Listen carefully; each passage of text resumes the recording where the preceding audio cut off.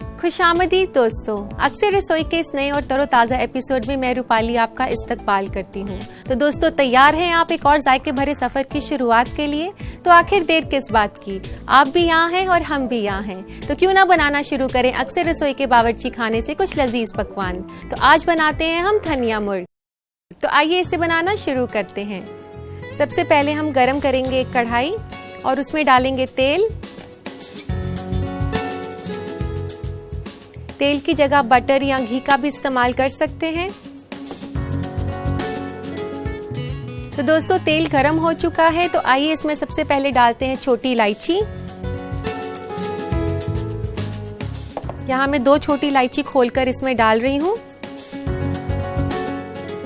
ये छोटी इलायची जो हम इसमें डाल रहे हैं डिश को काफी अच्छा जायका देती है और काफी अच्छी खुशबू भी। इसको कुछ सेकंड्स हिलाने के बाद अब हम डालेंगे इसमें कटा हुआ प्याज।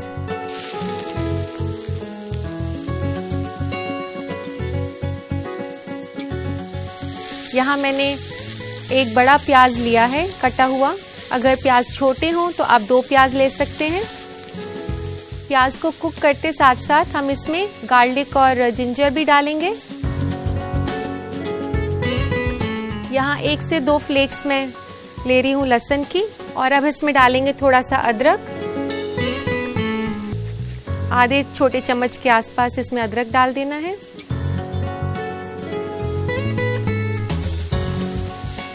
तो दोस्तों, अब इसमें डालेंगे कुछ कटी हुई हरी मिर्चें। 1 से 2 छोटे चम्मच में हरी मिर्च के इसमें डाल रही हूँ, बारीक कटी हुई हरी मिर्च के।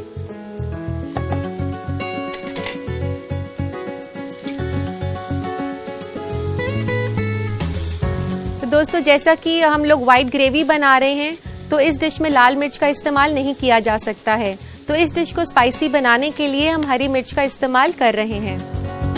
तो दोस्तों, अब बारी है इसमें चिकन डालने की। यहाँ मैंने 700 से 800 ग्राम चिकन लिया है और ये चिकन मैं इसमें डाल रही हूँ प्याज जो हमने भुना है। अब इस चिकन को अच्छे से मिलाएं इसमें प्याज के साथ, और इसी के साथ साथ हम इसके ऊपर नमक भी डालेंगे। नमक ले रही हूँ मैं यहाँ 1 छोटा चम्मच नमक का, और इसमें साथ में डाल देते हैं सफेद मिर्च।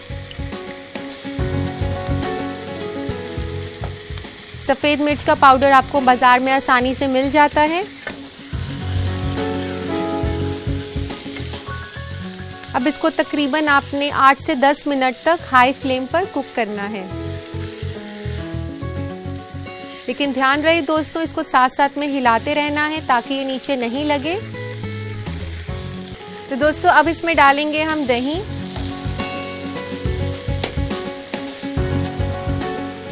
यहाँ मैंने 1 कप दही लिया है, जिसको कि मैंने थोड़ी देर के लिए मसलिन क्लॉथ में टांगा था ताकि उसका जो एक्स्ट्रा पानी है वो काफ़ी हद तक निकल जाए। लेकिन आप ध्यान रखें कि उसे सिर्फ 10 से 15 मिनट तक टांगना है। तो इस तरीके से मैंने दही को थोड़ी देर के लिए टांगा था ताकि इसमें पानी की जो मिकदार है वो कम हो जाए। और अब इसको हम अच्छे से फेंट लेंगे। और दही जब हम हाई फ्लेम पर डालें वो फटे ना, इसके लिए हम इसमें थोड़ा सा कॉर्नफ्लावर भी मिक्स कर लेंगे। तो 1 छोटा चम्मच में कॉर्नफ्लावर का इसमें डाल रही हूँ। इसे भी दही के साथ हम मिक्स कर लेंगे अच्छे से।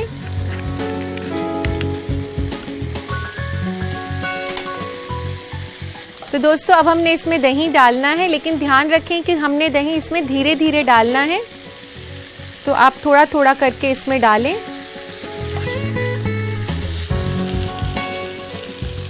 सारा जो है एक साथ ना डालें। दही डालने के बाद इसे अच्छे से मिला लेंगे हम। इसके बाद हमने 4 से 5 मिनट के लिए इसे कुक करना है ताकि दही थोड़ा सा सूख जाए। तो दोस्तों, अब हम इसमें डालेंगे थोड़ा सा धनिया, जो कि इस रेसिपी का मेन फ्लेवर है।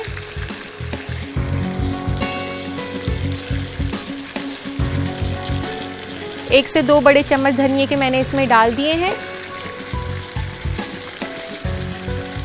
तो दोस्तों धनिया डालने के बाद हम इसे ढकेंगे 10 मिनट के लिए।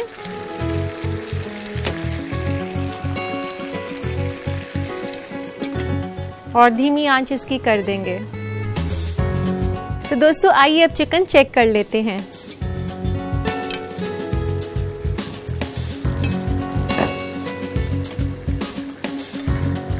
तो दोस्तों आप देख सकते हैं कि इसमें दही का काफ़ी ज़्यादा पानी आ गया है और अब चिकन भी पक चुका है।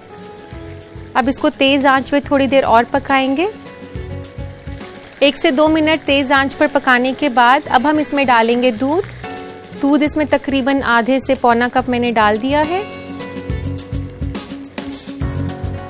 दोस्तों मैं आपको बता दूं कि ये काफ़ी रिच और क्रीमी ग्रेवी है, लेकिन ये काफ़ी टेस्टी भी बनती है क्योंकि इसमें धनिए का जो फ्लेवर है ये काफ़ी ज़्यादा स्ट्रॉन्ग होता है। इसमें तकरीबन हम एक ही रेसिपी में आधा कप धनिया भरकर डाल देते हैं। दूध डालने के बाद इसको 1 से 2 मिनट के लिए और पकाएं। दोस्तों दूध डालने के बाद अब बारी है इसमें क्रीम डालने की।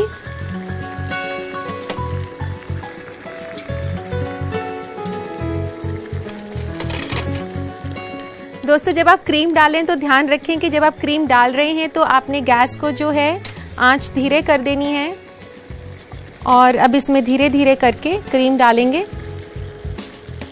आधे कप के आसपास इसमें क्रीम डल जाएगी जो कि इसको काफ़ी रिच और टेस्टी बनाएगी। और अब हम इसमें डालेंगे गरम मसाला,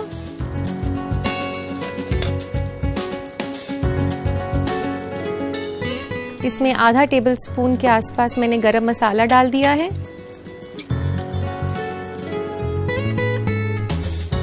और अब इसमें डालेंगे तकरीबन आधा कप धनिया।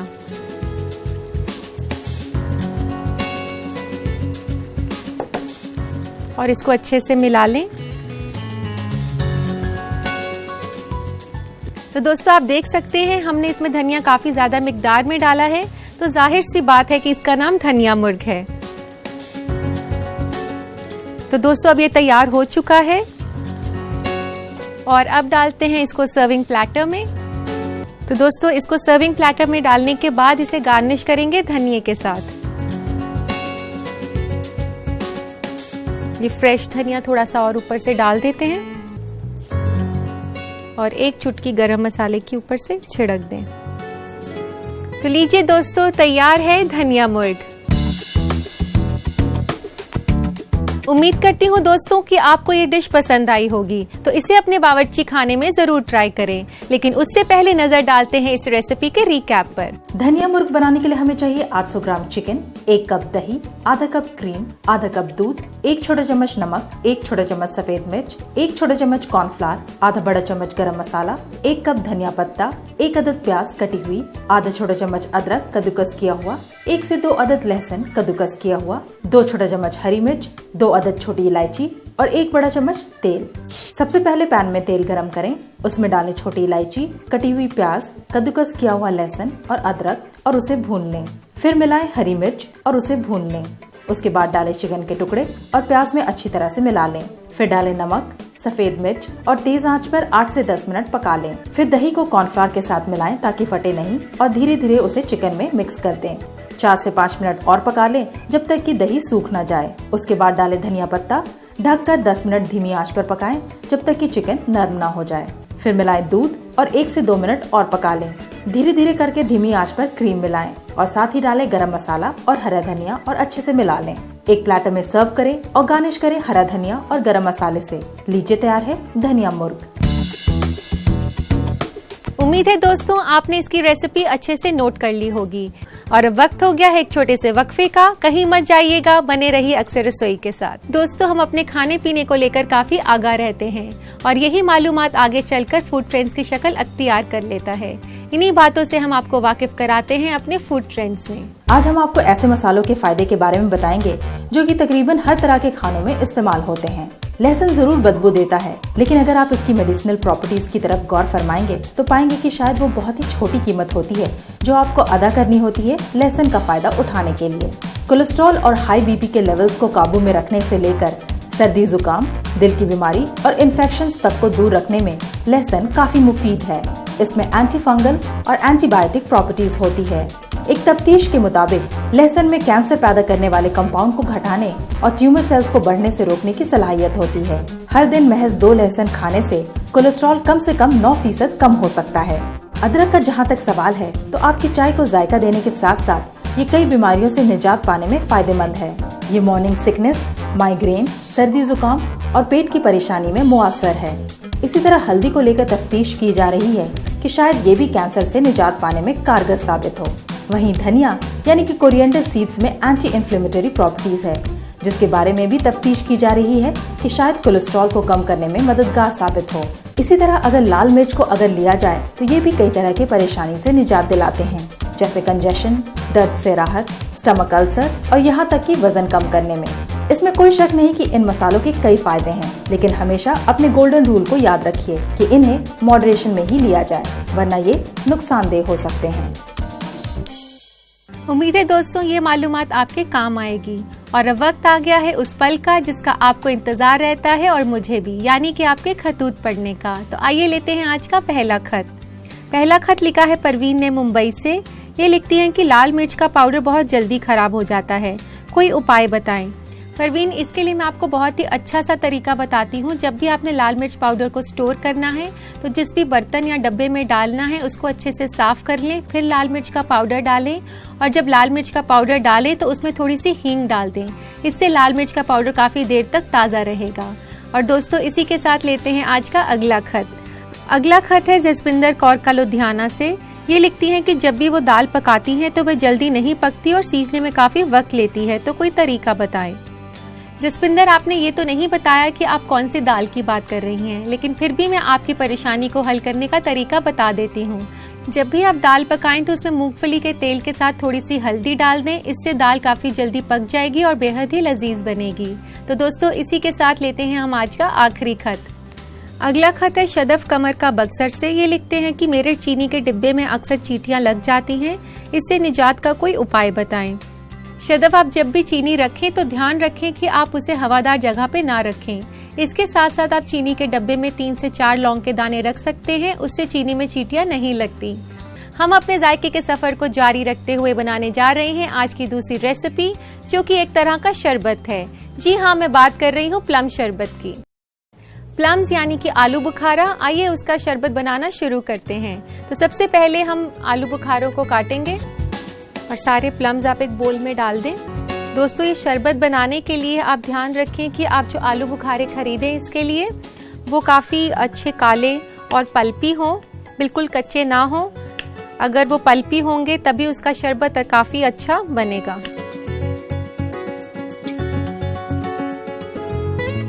यहाँ पर मैंने 250 ग्राम के आसपास प्लम्स लिए हैं।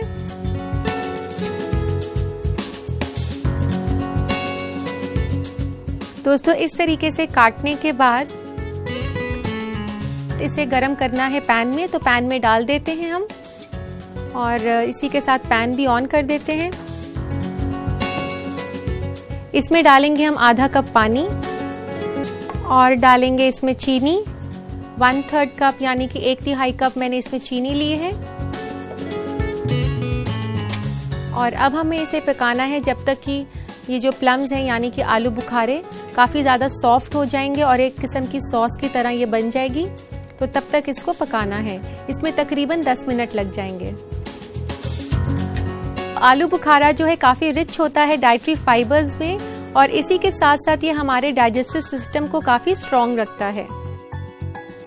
दोस्तों इसमें जो मैंने चीनी डाली है उसको आप आलू बुखारे की जो सारनेस है, उसका जो खट्टापन है, उसके हिसाब से चीनी की मिकदार जो है आप कम ज़्यादा कर सकते हैं। देख सकते हैं आप ये कितना अच्छा कलर आ गया है शरबत का और ये काफ़ी सॉफ्ट भी हो चुका है, काफ़ी पल्पी है।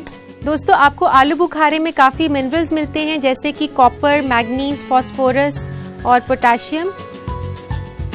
और अब ये आलू बुखारे भी कुक हो चुके हैं, इसे बंद कर देते हैं।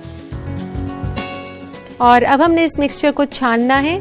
जो भी छिलका होगा उसको हमने नहीं लेना है शरबत के अंदर।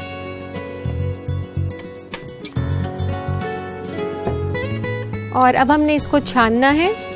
इस तरह से आप छानते वक्त इसको दबा दें अच्छे से, ताकि इसका जो सारा पल्प है वो निकल जाए।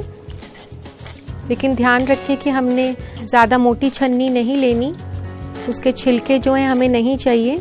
तो दोस्तों, ये जो हमने मुरक्कब बनाया है आलू बुखारा और चीनी का, इसको हमने ठंडा करना है रूम टेम्परेचर पर। तो दोस्तों, अब ये मुरक्कब ठंडा हो चुका है। हमने इसे मिलाना है थोड़े से पानी के साथ। तो इसे डालते हैं एक जग में।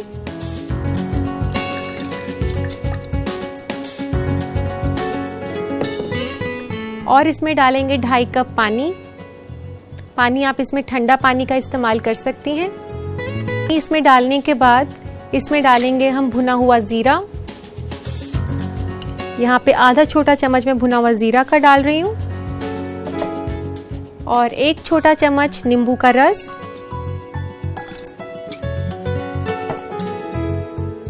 और इसमें काला नमक डलेगा आधा चम्मच। आधा छोटा चम्मच मैंने डाला है। और अब इस मुरक्कब को अच्छे से मिक्स कर लेंगे।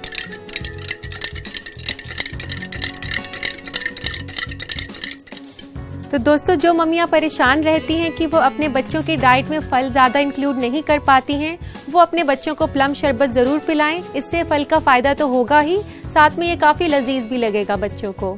तो अब शरबत तो तैयार हो चुका है। आइए इसे डालते हैं ग्लास में, और गार्निश करेंगे हम इसे नींबू के स्लाइस के साथ। नींबू के स्लाइस के साथ साथ मैं इसमें पुदीना भी लगा रही हूँ, पुदीने का पत्ता।